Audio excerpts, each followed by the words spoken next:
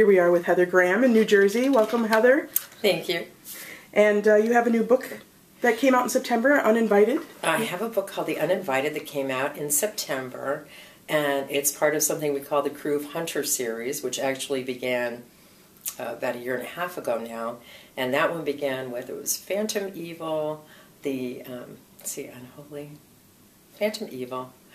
No, I just forgot my own titles. This is really quite pathetic. But it started off with Phantom Evil, and there was the Evil Inside, and Sacred Evil, and let me see, there was one more evil, and I just forgot what my other evil was. But I really enjoy working with them. They're kind of like Medium meets Criminal Minds, and they're a lot of fun. So this year, because the world is so busy with criminal elements and things that are criminal that might relate to strange things that happened in the past, they had to come up with another crew.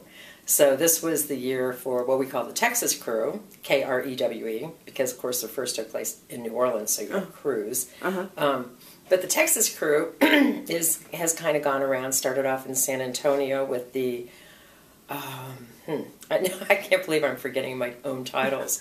There's so many. Yeah, Texas Crew was the Unseen, and then we had the Unholy, which was a lot of fun. I have a friend who works for Legacy Studios in LA, and that's kind of based on her because she brought me around the special effects studio, and it was incredible.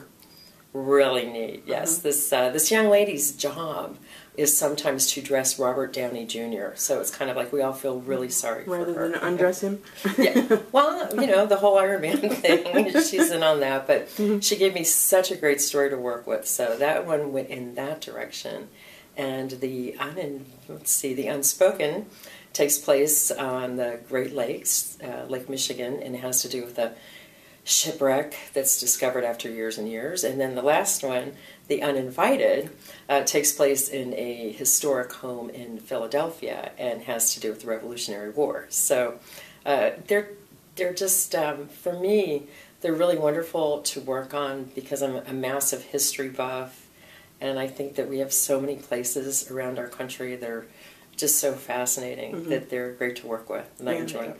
And I'm actually starting something a little bit new in the next year because we were doing the first in hardcover and then in the summer, towards fall, the next 3 in paperback. And it's kind of an interesting phenomenon, and I guess I understand it a little bit because, say, if I'm going on a plane, I want a paperback, it's much easier to carry.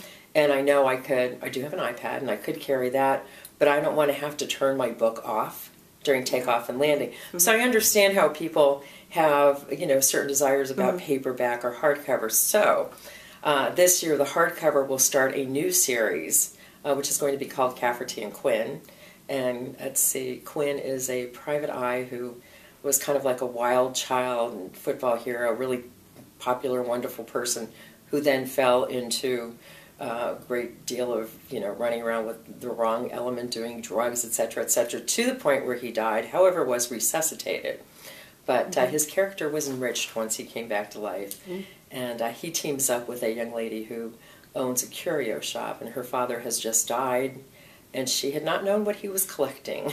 So they both, together, they find out that there are things that they have to do, you know, things they have to go after, people they have to know. And that's going to be called Let the Dead Sleep.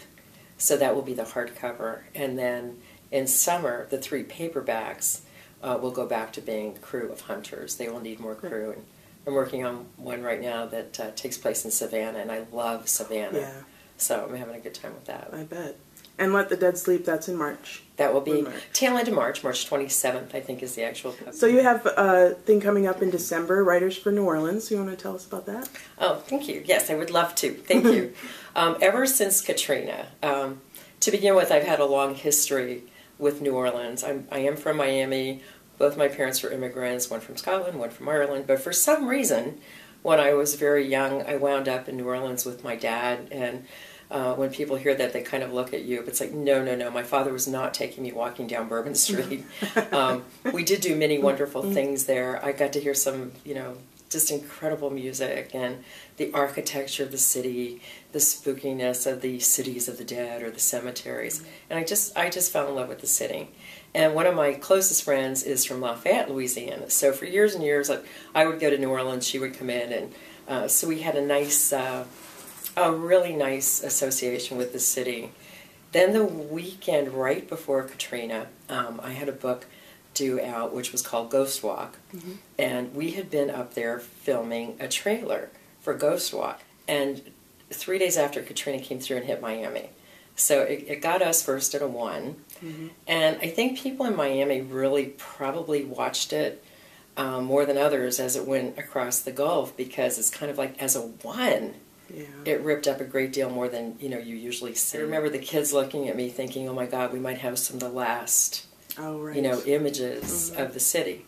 Now, of course, the French had built on the high ground, so that the quarter itself did well. And I had gone back up pretty quickly afterwards because I wound up with an extra child. I came home, opened the door, I had an extra child because the schools in New Orleans sent their children out. So one came to live with me and became, she and one of my daughters became very close friends. And so they had to go back and forth all the time afterwards. And I was up there about a month after, maybe, I'm trying to remember, because then we had Rita, and then we had Wilma. Right after Wilma, I was up speaking with friends, and they said the American people were wonderful, but what they needed more than anything was to go back to work. And the only way you could go back to work was if you had people.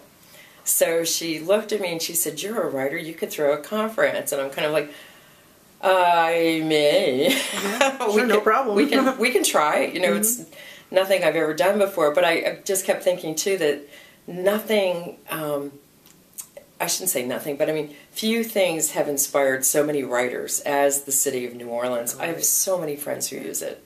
And it's just fantastic. So we decided we can do that. We'll call it Writers for New Orleans. And then it was kind of like, should we do romance writers or mystery writers or just fiction writers? And it was kind of like, oh, we don't care, any kind of writers. And then afterwards, when we were starting to try to press it, because we had about a month to throw it together, it was, oh, we don't care if you write, maybe you read. And then after that, it was, oh, we don't even care if you read or write. If you like a good party, we'll have a party. Just come. And so we did. We got our first one going right after, and it was really wonderful. I was very delighted, by the support that we were able to get from so many authors. And we've done it since. This year for the first time, and thank God, because we would have gotten the storm. We moved it. We used to do it on Labor Day because they asked us to do it at the end of September because that first year they were waiting for the cruise ships to come back in. Oh, right. And once the cruise ships came in, they'd be okay. So we did do it in September. But this year, we have moved it to December, and it will be December 14th. I think, what did I just say? I think 14th through the 16th. 14th through the 16th. And I'm delighted to say our guest speakers include wonderful romance and mystery author Eileen Dreyer, David Morrell, who we refer to as Rambo's father because he is the author of First Blood. I have a wonderful author, another one named Jonathan Mayberry, who is coming.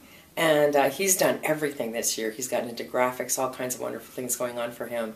And James Rollins, writing kind of Knights Templar and all kinds of wonderful, fascinating, interesting, contemporary and yet historical books. We also do, the Slush Pile puts on a dinner theater on Saturday night, and we'll be playing for the opening and welcome party, which we will have on the roof of the beautiful Hotel Monteleone. Okay, I'm there. Oh, I hope so.